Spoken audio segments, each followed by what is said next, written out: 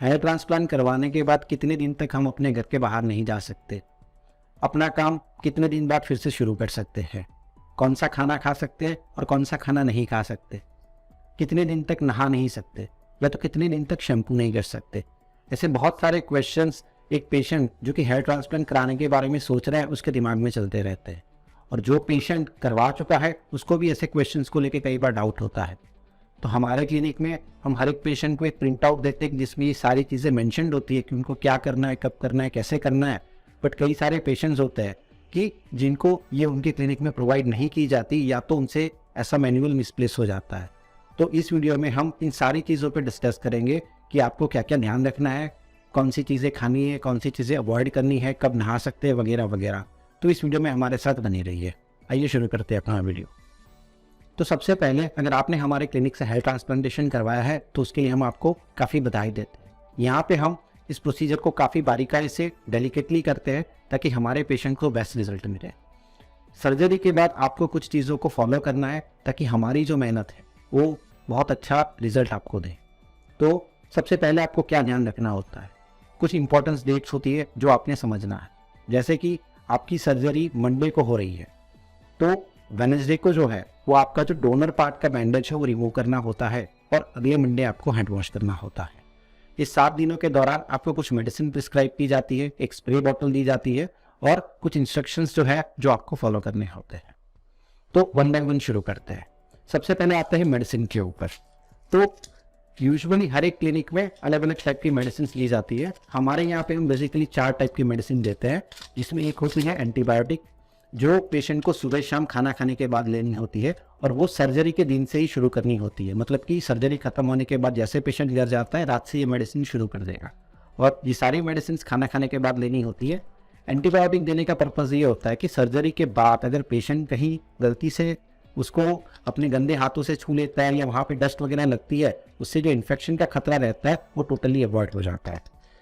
दूसरी मेडिसिन जो होती है वो ईचिंग को प्रिवेंट करने के लिए होती है। बिकॉज कई बार पेशेंट को एकदम से सिर पे खारिश होती है और अगर पेशेंट वहाँ पे खुजा देता है तो ग्राफ्ट निकलने का डर रहता है। तो पेशेंट को इस 7 दिनों के दौरान बिल्कुल भी ईचिंग ना हो उसके लिए एक मेडिसिन होती है जो ईचिंग के लिए दी जाती है, जिसको भी 2 टाइम लेना है, खाना खाने के बाद सुबह शाम। उसके अलावा एक मेडिसिन होती है पेन किलर जो यूजुअली या तो प्लेन पैरासीटामोल होती है या तो ब्रुफेन हो सकती है। ये मेडिसिन भी पेशेंट को 2 टाइम लेनी है और वो भी 7 दिन तक कंटिन्यू करनी है। और एक मेडिसिन होती है जो कुछ क्लिनिक देता है, कुछ क्लिनिक नहीं देते, जो एक माइल्ड स्टेरॉइड होती है जिसका पर्पस होता है कि जो सर्जरी के बाद स्वेलिंग आती है वो पेशेंट को ना आए। बेसिकली एक एंटी इन्फ्लेमेटरी मेडिसिन होती है जो स्वेलिंग को होने से प्रिवेंट करती है, ताकि जो सर्जरी के बाद यूजुअली पहले के टाइम पे बहुत सारा स्वेलिंग देखने को मिलता था वो पेशेंट में बहुत कम देखने को मिलता है। तो ये चारों मेडिसिन पेशेंट को सर्जरी के दिन से शुरू करनी है और सुबह शाम खाना खाने के बाद लेनी है। अगर किसी पेशेंट को एसिडिटी का प्रॉब्लम रहता है तो इस मेडिसिन के साथ वो एसिडिटी की भी गोली अपने ले सकते हैं जो खाना खाने के पहले लेनी होती है। अब आते हैं सेकंड इंस्ट्रक्शंस के ऊपर कि अगले 7 दिन तक जहाँ पे आपके बाल लगाए हैं, मतलब कि जो रेसिपिएंट एरिया है वहाँ पे किसी भी तरह से आपने छूना नहीं है, ना तो अपने हाथ से, ना तो किसी टॉवेल से या तकिए से।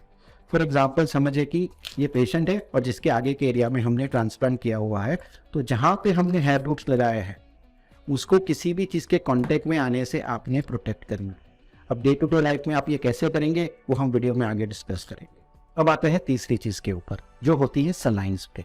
बेसिकली ये बोतल में एक नॉर्मल सलाइन होता है जो एक स्टेराइल वाटर है और कुछ भी नहीं है।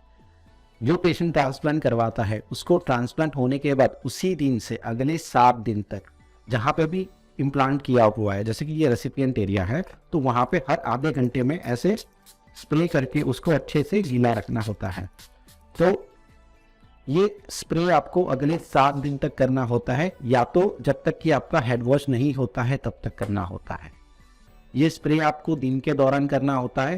रात को सोने के बाद स्पेशली स्प्रे करने के लिए उठने की कोई ज़रूरत नहीं है। आप रात में अपनी दिन आराम से पूरी कर लीजिए, पर जैसे ही सुबह उठते हैं वापस से स्प्रे शुरू कर देना है।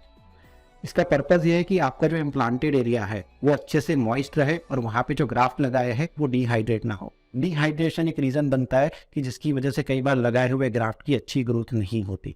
तो आपको मेक श्योर करना है कि आप भूले बिना ये स्प्रे करते रहें। अब ये बॉटल छोटी सी है तो हो सकता है कि 2 या 3 दिन में खाली हो जाए, तो उसको रिफिल करने के लिए या तो आप मेडिकल स्टोर से नॉर्मल सलाइन परचेज कर सकते हैं, या तो अपने घर में जो आरओ का पानी होता है जिसको हम पीने के लिए यूज़ करते हैं वो भी आप उसमें भर सकते हैं। और अल्टरनेटिवली आप उसमें जो अपना मिनरल वाटर आता है जो 10 रुपये की बॉटल मिलती है वो भी, उससे भी आप इसको रिफिल कर सकते हो। बेसिकली इसमें आप जो पानी भर रहे हो वो स्टेराइल होना चाहिए, बस यही पर्पज़ है। चाहे वो नॉर्मल सलाइन हो या अपना सादा पानी हो चलेगा, बट गलती से भी इसमें आप नल का पानी भरिएगा नहीं, ठीक है। तो ये आपको एवरी हाफ एन आवरली अगले 7 दिन तक या तो हेड वॉश, तब तक आपको स्प्रे कंटिन्यू करना है। अब आता है कि ट्रांसप्लांट के बाद अगले 7 दिन तक हम कैसे केयर करेंगे ताकि इम्प्लांटेड एरिया कहीं पे टच ना हो। सोना कैसे है, उठना बैठना कैसे है।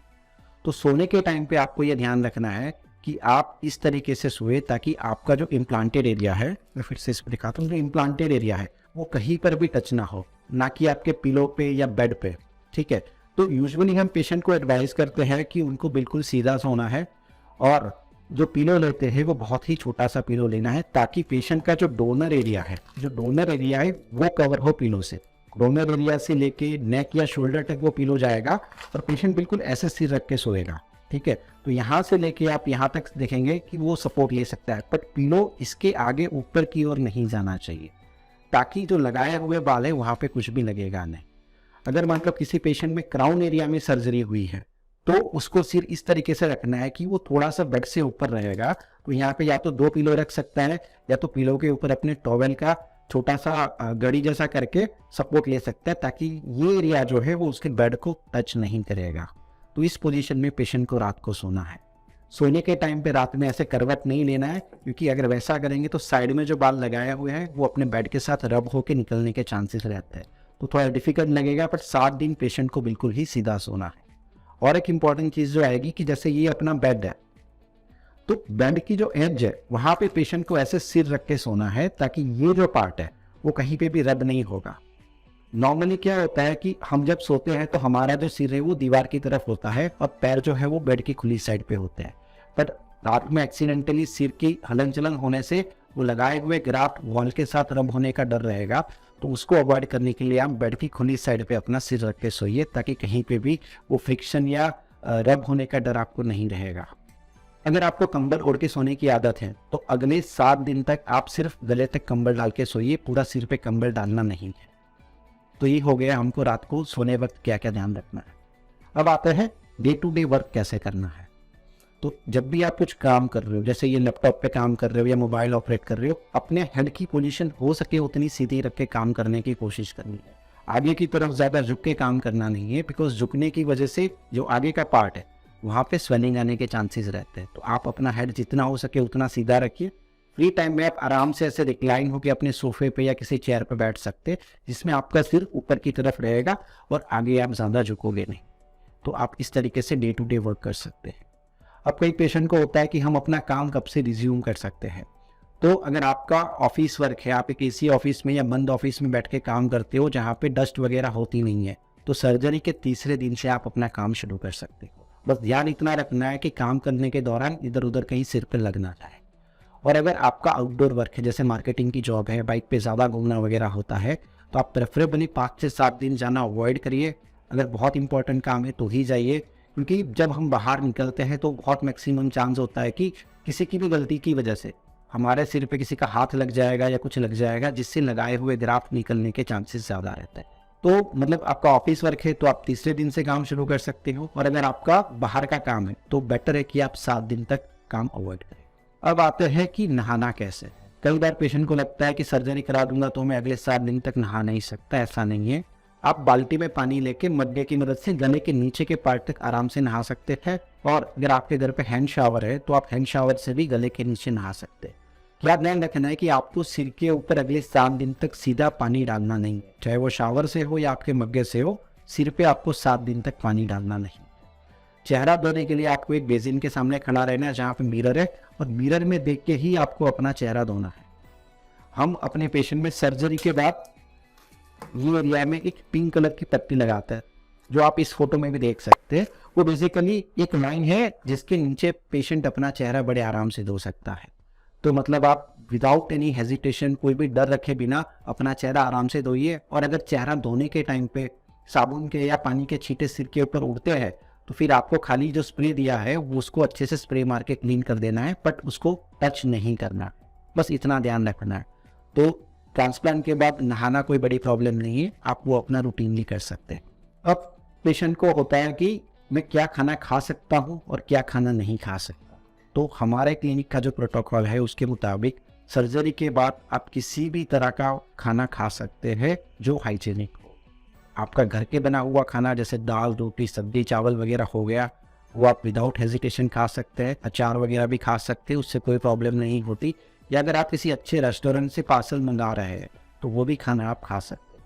कौन सा खाना नहीं खाना चाहिए, तो उसमें है कि ऐसा फूड जो हाइजीनिक नहीं है, या तो आपको पता है कि ऐसा खाना पास्ट में आपने खाया हो और आपका पेट खराब हो गया हो, दस्त लग गए हो, या तो फिर वॉमिटिंग वगैरह स्टार्ट हो गया हो। ऐसा अनहाइजीनिक फूड आपको अवॉइड करना है। बाकी कोई भी फूड आप विदाउट एनी प्रॉब्लम ले सकते हैं। अच्छा, कौन से कपड़े पहन सकते हैं और कौन से कपड़े नहीं पहनने चाहिए। तो ट्रांसप्लांट के टाइम पे आपके रेसिपिएंट एरिया में जो ग्राफ्ट लगाए हैं वो निकलने नहीं चाहिए, तो आपको टी शर्ट्स अवॉइड करनी है, बिकॉज टी शर्ट्स को आपको सिर के ऊपर से निकालना पड़ेगा और पहनना पड़ेगा। बट शर्ट से या जैकेट से वो आप विदाउट प्रॉब्लम पहन सकते हैं। तो बस इतना ध्यान रखना है कि जो भी कपड़ा आप सिर के ऊपर से पहनोगे और निकालोगे, वैसे कपड़े आपको अगले 7 दिन तक अवॉइड करने हैं। बाकी कोई भी कपड़ा जो कि बटन वाला या चेन वाला है वो आप विदाउट हेजिटेशन अगले 7 दिन तक पहन सकते हैं। अब आते हैं कि कैप कब से पहन सकते हैं। तो सर्जरी के बाद हम यहाँ से सर्जिकल कैप प्रोवाइड करते हैं, जो आप सर्जरी के दिन से पहन सकते हैं। बट मेरा पर्सनल रिकमेंडेशन ये है कि जब आप घर में हो या ऑफिस में हो, कोई भी कैप डालने की ज़रूरत नहीं है। आप सिर को खुला रखिए, क्योंकि आपको हर आधे घंटे में वहाँ पे स्प्रे करना है।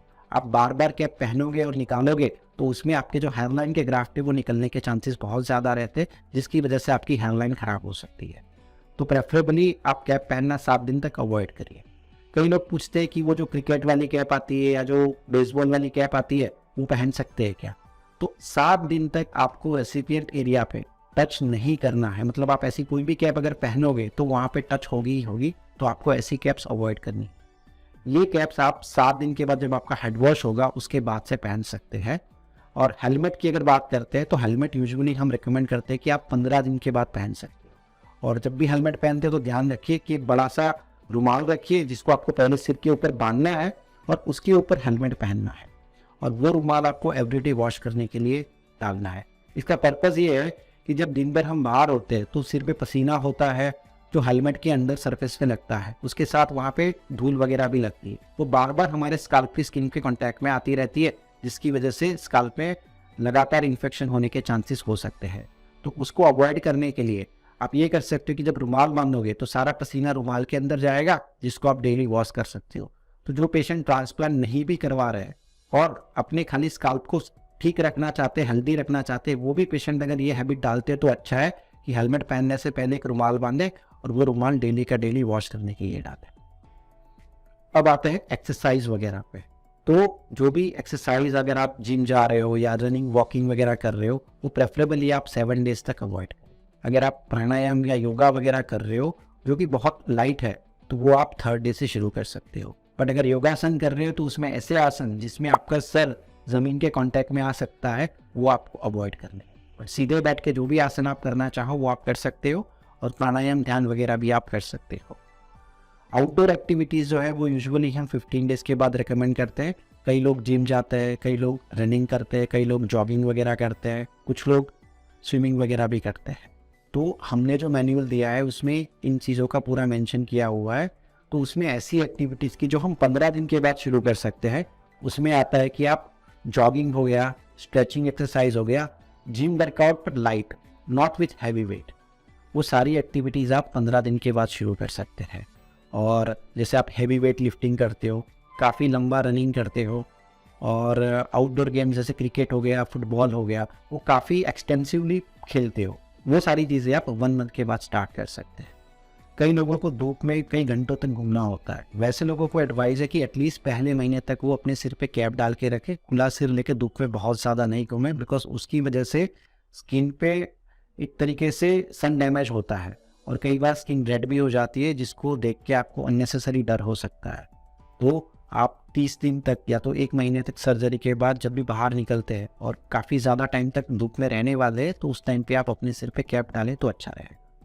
अब आते हैं कि डोनर एरिया की क्या है, हमको ये अगले 7 दिन तक करनी होती है। तो जैसे मैंने वीडियो में बताया कि ये जो डोनर एरिया है पे डिस्चार्ज के टाइम पे हमने यहाँ पे एक बैंडेज लगाया होता है।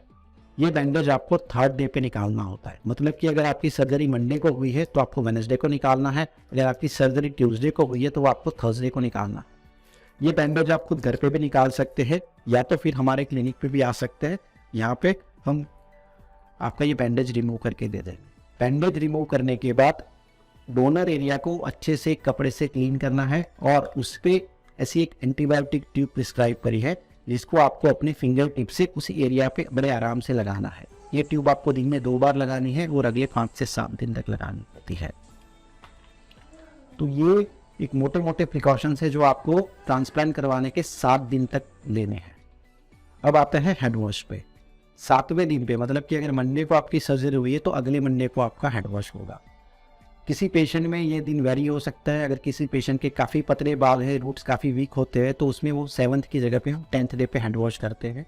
इस चीज़ को लेके हर एक क्लिनिक का अपना अपना प्रोटोकॉल हो सकता है। किसी क्लिनिक 5वें दिन पे आपको हैंड वॉश करने की एडवाइस करेगा, कोई 7वें दिन पे करेगा, कोई 10वें या 14वें दिन पर भी कर सकता है। जो 7वें दिन पे हैंड वॉश करने का रीज़न है उसके पीछे ये है कि जो नॉर्मल स्किन हीलिंग टाइम है वो 7 डेज़ का होता है। मतलब अगर स्किन में हल्का सा कट पड़ता है तो 7 दिन उसको लगते हैं भरने के लिए। सिमिलरली जो ग्राफ्ट हमने एक जगह से निकाल के दूसरी जगह लगाए हैं उसका ब्लड सप्लाई जो वापस से रिस्टोर होना है उसमें भी 5 से 7 दिन लगते हैं। तो 7 डेज ऑनवर्ड्स हम कभी भी अपना हैंड वॉश कर सकते हैं। एक ध्यान ज़रूरी रखना है कि जब तक हैंड वॉश नहीं होता और जो सारे स्कैब्स हैं, मतलब कि पतली पतली जो पपड़ियाँ बनी हुई है वो सारी निकल नहीं जाती, तब तक हमको जो बॉटल से स्प्रे करते हैं वो कंटिन्यू रखना है। बहुत ज़्यादा स्कैबिंग होती है, अगर उसको हम वॉश नहीं करते और वो ड्राई हो जाती है तो वो आपके रिजल्ट के लिए अच्छा नहीं है। तो आपको जब तक हेड क्लीन नहीं होता तब तक आपको वो स्प्रे कंटिन्यू रखना है।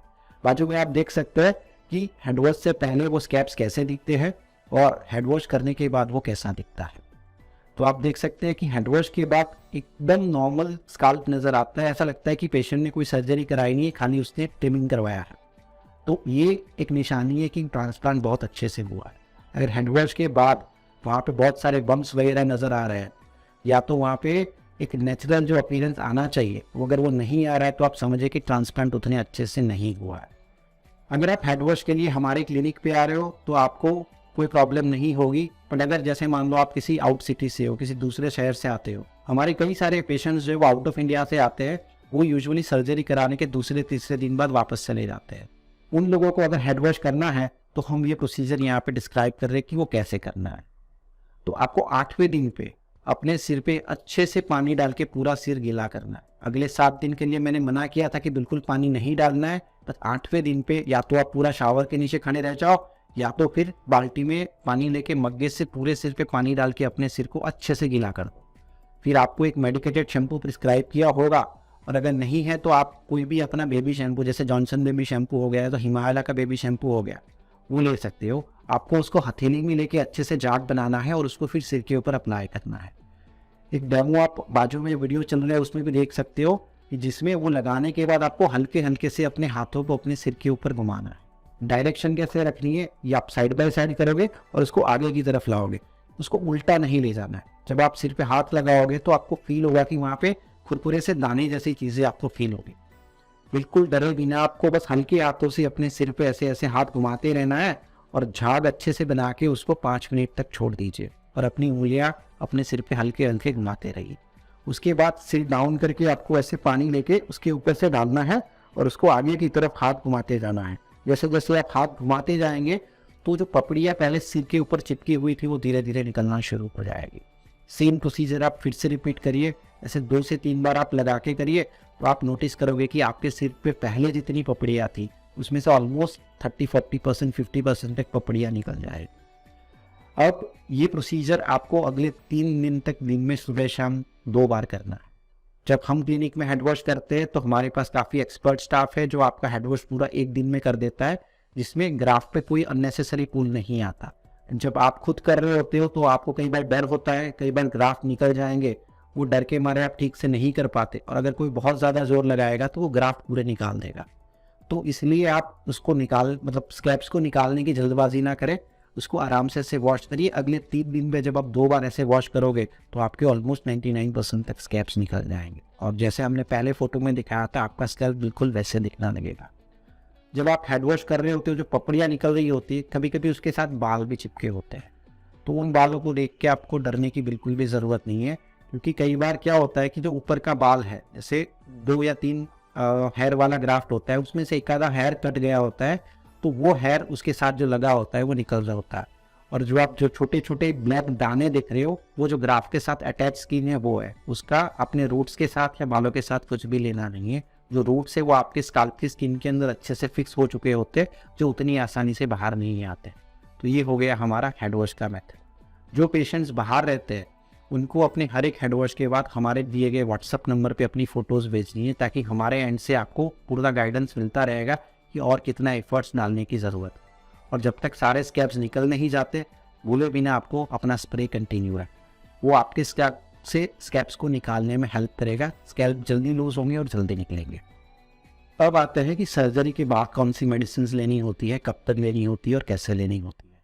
सो यूजुअली ये होता है कि कई क्लिनिक्स पेशेंट को एक 6 महीने 8 महीने की मेडिसिन ऐसे ही प्रिस्क्राइब कर देते हैं, और पेशेंट फिर कभी भी क्लिनिक के कांटेक्ट में नहीं आता, अपने एंड से वो मेडिसिन कंटिन्यू रखता है, और कई बार उनको लगता है कि उनका रिजल्ट सही नहीं आया। जो आइडियल प्रोटोकॉल है कि ज़रूरी नहीं है कि सब पेशेंट में ये चीज़ एक जैसा रिजल्ट देगी। तो सही तरीका ये है कि पेशेंट्स को एवरी मंथ डॉक्टर के साथ फॉलोअप में रहना होता है, और जैसे जैसे नीड होती है वैसे वैसे डॉक्टर उसको मेडिसिन प्रिस्क्राइब करता है।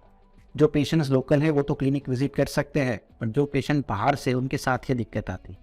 तो इसको भी कैसे फॉलो करना है, हमारे जो इंस्ट्रक्शंस मैनुअल है उसमें आपको डिटेल में दिया हुआ है, बट मैं इस वीडियो में भी वो चीज़ को आपको एक्सप्लेन करता हूँ कि जैसे आप मान लो किसी इंडिया में ही रहते हो, किसी और सिटी में रहते हो, तो आपको एवरी मंथ अपनी फ़ोटोज़ निकाल के हमको सेंड करनी है। फ़ोटोज़ देख के हमारे डॉक्टर्स जो भी रहेंगे आपको एडवाइस करेंगे, और आपसे वीडियो कंसल्ट या तो फ़ोन पे बात करेंगे, और आपकी जो जो तकलीफ़ हो रही है उसको पहले सुनेंगे और अकॉर्डिंगली आपको मेडिसिन प्रिस्क्राइब करेंगे। जो पेशेंट्स आउट ऑफ इंडिया रहते हैं, जहाँ पे उनको विदाउट प्रिस्क्रिप्शन मेडिसिन मिलना मुश्किल है, वैसे पेशेंट को हम यूजुअली जब यहाँ से वो जाते हैं तभी जो नेसेसरी मेडिसिन शायद इनको ज़रूरत पड़ेगी वो मेडिसिन पहले ही प्रिस्क्राइब करके दे देते हैं। उन पेशेंट को भी सेम मंथली हमारे डॉक्टर से फॉलोअप में रहना होता है, तो अपनी फ़ोटो सेंड करनी होती है। वीडियो कंसल्टेशन की अपॉइंटमेंट बुक करा के वो वीडियो कंसल्टेशन ले सकते हैं, और उनकी जो भी प्रॉब्लम है उनको सुन के हमारे डॉक्टर आपको एडवाइस करेंगे कि जो आपको एक रिजर्व मेडिसिन का पैकेट दिया है उसमें से कौन सी मेडिसिन यूज़ करनी है। इनको छोड़ के जो रूटीनली मेडिसिन यूज़ होती है उसमें मोस्टली मल्टीविटामिन्स होते हैं, फिनास्टेराइड होता है, लगाने के लिए मिनॉक्सिडिल्स होता है, और कुछ लोशंस होते हैं जो सर्जरी के इमीडिएट बाद कुछ हफ्तों या महीनों के लिए यूज़ करने होते हैं। वो चीज़ हर एक पेशेंट के लिए इंडिविजुअलाइज होती है, क्योंकि किसी के स्काल्प में डैंड्रफ की टेंडेंसी ज़्यादा होती है, किसी के स्काल्प में रेड पैचेस होते हैं, तो अकॉर्डिंगली वो मेडिसिन पेशेंट को प्रिस्क्राइब की जाती है। तो अगर आप हमारे से करा रहे हो तो आपके असेसमेंट के टाइम आपको वो सारी मेडिसिन प्रिस्क्राइब कर दी जाएगी, और आपको कैसे यूज़ करना है वो आप ऑनलाइन कंसल्ट करके डॉक्टर से उस टाइम जान सकते हो। अगर आप लोकल पेशेंट हो तो आप उनको डिटेल में जाने की ज़रूरत नहीं है, जब आप आओगे उसी टाइम आपको एग्जामिन करके वो मेडिसिन प्रिस्क्राइब कर दी जाएगी। अब नेक्स्ट क्वेश्चन आता है कि कितने टाइम तक ये मेडिसिन लेनी पड़ सकती है। ये बहुत इंपॉर्टेंट क्वेश्चन है, बिकॉज कई बार पेशेंट खाली लाइफ लॉन्ग मेडिसिन लेनी पड़ेगी उसी डर से ट्रांसप्लांट कराने से कतराते हैं। तो उसका जो आइडियल टाइम है वो ना तो 6 मंथ है ना तो 9 मंथ है, बेसिकली वो भी इंडिविजुअलाइज होता है। जिस पेशेंट्स में जो डोनर एरिया से रूट्स लेते हैं उसकी क्वालिटी अगर बहुत अच्छी है तो उनको हार्डली 5 या 6 महीने मेडिसिन की ज़रूरत पड़ती है। बट कई सारे पेशेंट जो ग्रेड 5 या ग्रेड 6 बॉर्डनेस के पास हमारे पास आते हैं, उन पेशेंट्स में जो डोनर एरिया के भी रूट्स होते हैं वो काफ़ी पतले और वीक हो चुके होते हैं, तो उनमें मेडिसिन का टाइम 9 महीना हो सकता है या तो साल भर भी हो सकता है। और कुछ पेशेंट में जिनमें स्ट्रॉन्ग फैमिली हिस्ट्री है, ग्रेड 6 या ग्रेड 7 बॉर्डनेस की, उनको शायद ये मेडिसिन लंबे टाइम तक भी लेनी पड़ सकती है। वो जब आप डॉक्टर से कंसल्ट करते हो उस टाइम डॉक्टर आपको असेस करके प्रिस्क्राइब करते हैं, और आगे जैसे 3 महीने 6 महीने पे आपका रिजल्ट कैसे आ रहा है अकॉर्डिंगली वो मेडिसिन में नेसेसरी चेंजेस भी किए जाते हैं। तो ऐसा कोई भी फिक्स रूल नहीं है कि ट्रांसप्लांट कराने के बाद खाली 6 मंथ मेडिसिन लेनी है या तो 9 मंथ मेडिसिन लेनी। अब आगे हम डिस्कस करेंगे कि ट्रांसप्लांट कराने के बाद एक्चुअली अगले 3 महीने 6 महीने 9 महीने में होता क्या है। अगर आप हेड वॉश के बाद देखोगे तो आपको बहुत अच्छा फील होगा। अगर हाथ भी ऐसे सिर पे घुमाओगे तो लगेगा कि सारे बाल आ गए, ठीक है। तो पेशेंट बहुत एक्साइट हो जाते हैं, बहुत खुश हो जाते हैं। पर जैसे जैसे दिन आगे जाते हैं, जैसे 10 दिन हुए, 15 दिन हुए, उसके बाद जो फेज स्टार्ट होता है उसको बोलते हैं कि पोस्ट ट्रांसप्लांट हेयर शेडिंग। जिसमें ये होता है कि जो लगाए हुए बाल हैं उसमें से धीरे धीरे बाल गिरना शुरू हो जाते हैं और कई पेशेंट इस सिचुएशन में डर जाते हैं। तो यहाँ पे बिल्कुल भी डरने की ज़रूरत नहीं है। ट्रांसप्लांट कराने के बाद 2 हफ्ते से लेकर 6 हफ्ते तक शेडिंग होना बहुत ही नॉर्मल है और शेडिंग का परसेंटेज वेरी कर सकता है। किसी पेशेंट में 15-20%, 30% तक शेडिंग होता है और किसी पेशेंट में ऑलमोस्ट 90% से भी ज़्यादा शेडिंग हो जाता है। देखने पर ऐसा भी लगता है कि जैसा ट्रांसप्लांट कराया नहीं, या तो लगाए हुए सारे बाल गिर गए और पूरा ट्रांसप्लांट फेल हो गया। तो ये कंडीशन में आपको बिल्कुल भी डरने की ज़रूरत नहीं है। ये बहुत ही नॉर्मल है और बहुत ही कॉमन है, ऑलमोस्ट हर पेशेंट में ये होता है। कई बार पेशेंट ये ब्लेम करते हैं कि डॉक्टर ने जो लोशन लगाने के लिए दिया है वो लगाने की वजह से हो रहा है, जब हम नहीं लगा रहे तो हेयर फॉल नहीं हो रहा है और जब लगा रहे तभी शेडिंग हो रहा है। ये बहुत आम सी बात है कि जब आप सिर पे हाथ लगाओगे तभी आपके हाथ में गिरते हुए बाल आएंगे। जब तक हाथ लगाओगे नहीं तब तक तो बाल आएंगे नहीं। तो आपको किसी भी तरह का डर नहीं रखना है। आपको जो लोशन दिया है, जो मेडिसिन लगाने के लिए दी है, उसको आपको प्रॉपरली लगाना है बिना डरे कि ये लगाने से बाल झड़ जाएंगे। शेडिंग होने के बाद मे भी 1 महीना आपको लगे कि कुछ भी अब फर्क नहीं पड़ रहा है, एज इट इज सब कुछ है, बट यूजुअली 2.5 से 3 महीने के बाद वहाँ पे वापस से रीग्रोथ होना स्टार्ट होता है। आप इस फोटोज में देख रहे हो कि किसी पेशेंट में ये ग्रोथ ज़्यादा भी हो सकती है, किसी पेशेंट में कम भी होती है, बट यूजुअली 3 महीने के बाद ही ये ग्रोथ स्टार्ट होती है। अब 3 महीने से लेके 5-6 महीने तक ये ग्रोथ धीरे धीरे बढ़ती जाती है एंड ऑन एन एवरेज अगर हम बताते हैं तो 6 महीने पे ये 30-40-50% तक ग्रोथ आ जाती है। मतलब कि आप सर्जरी से पहले की फ़ोटो देखते हो और 6 महीने की फ़ोटो देखते हो तो आपको उसमें काफ़ी ज़्यादा फ़र्क नज़र आता है। इनफैक्ट आप अगर 3 महीने की भी फ़ोटो देखोगे तो भी उसमें फ़र्क नज़र आता है, पर वो बहुत मार्जिनल होता है, जिसमें आप नोटिस कर पाते हो कि पेशेंट की हेयर लाइन बनने लगी है और बीच बीच में कई सारे पतले पतले बाल आपको दिख रहे हैं। 6 महीने पे वही चीज़ देखोगे तो 50% बढ़ जाने के कारण बहुत बड़ा डिफरेंस नज़र आता है। एंड यूजुअली जो फाइनल रिजल्ट आता है वो आने में 8 से 9 महीना भी लग सकता है। जिस पेशेंट में रूट्स काफ़ी वीक थे वैसे पेशेंट में 1 साल तक भी लग सकता है। बट जो रिसेंटली टेक्निक में इम्प्रूवमेंट हुआ है, जो फॉलोअप केयर में इम्प्रूवमेंट हुआ है, उससे ऑलमोस्ट हमारे 99% पेशेंट में बिटवीन 6 to 9 मंथ बहुत ही बढ़िया रिजल्ट आ जाता है। ऐसा हार्डली कोई पेशेंट होता है जिसको एक साल तक वेट करना पड़ता है रिजल्ट के लिए। एक दूसरा इंपॉर्टेंट क्वेश्चन पेशेंट के दिमाग में होता है कि हम बालों में हेयर ऑयल कब से लगा सकते हैं। ये एक इंडियन पेशेंट में हमने नोटिस किया है कि हेयर ऑयल यूज़ करने की बहुत ही पुरानी एक ट्रेडिशन चला आ रहा है और उनको लगता है कि अगर वो हेयर ऑयल नहीं लगाएंगे तो उनके जो बाल है वो चले जाएंगे। बट अगर वो ध्यान से अपना रूटीन देखेंगे तो पता चलेगा कि हेयर फॉल होने से पहले या तो बॉन्डलेस आने से पहले भी वो हेयर ऑयल यूज़ कर ही रहे थे। तो हेयर ऑयल का एज सच कोई फ़ायदा हेयर ग्रोथ को बढ़ाने में होता नहीं है। तो आपको डॉक्टर जो मेडिसिन प्रिस्क्राइब कर रहे हैं आप उसी को हेयर ऑयल समझ के उसको कंटिन्यू करिए जब तक कि आपके डॉक्टर ने उसको एडवाइस किया है। हाँ, एक बार अच्छी ग्रोथ आ जाती है, डॉक्टर आपकी मेडिसिन बंद करवा देते हैं, उसके बाद अब अगर आप कोई ऑयल यूज़ करना चाहे जैसे कि कोकोनट ऑयल हो गया या आलमंड ऑयल हो गया, वो आप विदाउट एनी हेजिटेशन यूज़ कर सकते हैं। आप जो भी ऑयल यूज़ कर रहे हो मैं ये एडवाइस करूँगा कि आप उसको सिर्फ बालों पे लगाइए, बिकॉज ऑयल की मदद से आपके बालों में शाइन बनी रहती है, बट यूजुअली वो स्काल्प को कोई नरिशमेंट प्रोवाइड नहीं करता। अगर आपकी स्काल्प की स्किन बहुत ड्राई है तो उसमें आप डेफिनेटली हेयर ऑयल लगाने से वो मॉइस्ट रहेगी और फ़ायदा मिलेगा। बट अगर आपका स्काल्प पहले से ही ज़्यादा ऑयली है तो आप अगर हेयर ऑयल नहीं लगाते उसी में आपका भला। और एक क्वेश्चन रहता है कि हेयर कटिंग कब करा सकते हैं। तो यूजुअली जब सर्जरी होती है तो पूरे सिर को बॉल्ड कर दिया जाता है, ट्रिम कर दिया जाता है। उसके बाद जैसे जैसे ग्रोथ आती है अकॉर्डिंगली एज पर योर नीड आप अपना हेयर कट करा सकते हैं। जो सबसे पहली ग्रोथ नज़र आती है वो डोनर एरिया में आती है कि विदिन अ मंथ आपका डोनर एरिया पहले जैसा दिखने लगता है। कंपेयर टू दैट आपका जो रेसिपिएंट एरिया है वहाँ पे हेयर ग्रोथ स्लो है और फर्स्ट मंथ के एंड पे यूजुअली वो सेडिंग फेज चल रहा होता है, मतलब कि जो बाल लगाए थे वो भी आधे से ज़्यादा जा चुके होते हैं। तो आप डोनर एरिया की जो भी कटिंग करवानी है एज पर योर नीड आप करवा सकते हैं। 2 महीने पे कराइए, 3 महीने पे कराइए, 6 महीने पे कराइए, साल भर पे कराइए, कभी भी आप अपने पूरे हेड पे जैसी भी कटिंग करवाना चाहे करवा सकते हैं। एक चीज़ का ध्यान रखना है कि जब कटिंग के टाइम पे यूजुअली जो हमारे सलून वाले भैया होते हैं वो रेज़र यूज़ करते हैं, तो उनको बोलना है कि आपको रेज़र यूज़ नहीं करना है, आप अच्छा वाला ट्रिमर वहाँ पे यूज़ कर सकते हैं। अगर फैमिली में कभी कभी कुछ ओकेजन्स होते हैं ऐसे कि जिसमें हमारे कल्चर में एक ट्रेडिशन है कि सिर के सारे बाल निकाल दिए जाते हैं, तो वैसे मुंडन के केसेस में भी मेरी एडवाइस रहेगी कि उस्तरा चलवाने की बजाय, रेजर चलवाने की बजाय आप ट्रिमर का यूज़ करें और सारे हेड पे ट्रिमर चलवा के अपने सारे बाल उतरवाएं। ट्रिमर से फ़ायदा ये होता है कि आपके स्काल्प की स्किन पे एब्रेशंस या कट्स नहीं पड़ते, जबकि वहीं अगर उस्तरा यूज़ करते हैं तो स्किन पे छोटे छोटे कट्स पड़ने के चांसेस रहते हैं, जो बाद में इन्फेक्टेड होते हैं और जो आपकी हेयर रूट्स को डैमेज करते हैं, जिसकी वजह से लोकलाइज हेयर लॉस होने का चांस रहता है। और अगर वो इन्फेक्शन पूरे स्काल्प में वाइड स्प्रेड हो जाता है तो बहुत सारे बाल उसमें लॉस होने के चांसेस होते हैं। अगर स्काल्प को हेल्दी रखना है तो आप उस पर ट्रिमर ही यूज़ करें और रेजर को हो सके उतना अवॉइड करें। हेयर कलर कब करवा सकते हैं? अगर आप पहले भी हेयर कलर यूज़ करते थे तो सेम क्वालिटी और कंपनी का हेयर कलर आप ट्रांसप्लांट होने के बाद, अगर डोनर एरिया पे यूज़ करना है तो 1 महीने के बाद यूज़ कर सकते हैं, और अगर रेसिपिएंट एरिया पे यूज़ करना है तो आप 3 महीने बाद यूज़ कर सकते हैं। हेयर कलर अप्लाई करने के टाइम पे ध्यान रखें कि बहुत ज़्यादा कलर आपकी स्काल्प की स्किन पे ना लगे। हो सके उतना कलर आप खाली बालों पे लगाइए और स्काल्प की स्किन पे उसको अप्लाई करना अवॉइड करें, बिकॉज कई बार जो कलर में केमिकल्स होते हैं वो आपकी स्किन के साथ रिएक्ट कर सकते हैं, जिसकी वजह से आपके रूट को डैमेज पहुंच सकती है। तो कलर आप बालों के ऊपर लगाइए, और जैसे बताया कि डोनर एरिया में आफ्टर 1 मंथ और रेसिपिएंट एरिया में आफ्टर 3 मंथ अप्लाई कर सकते हैं। मुझे आशा है कि ये सारी इंस्ट्रक्शंस आपको अच्छे से समझ में आई होगी। जिस पेशेंट ने हमसे ट्रांसप्लांट नहीं भी करवाया, ये इंस्ट्रक्शंस उनके लिए भी काफ़ी हेल्पफुल हो सकती है।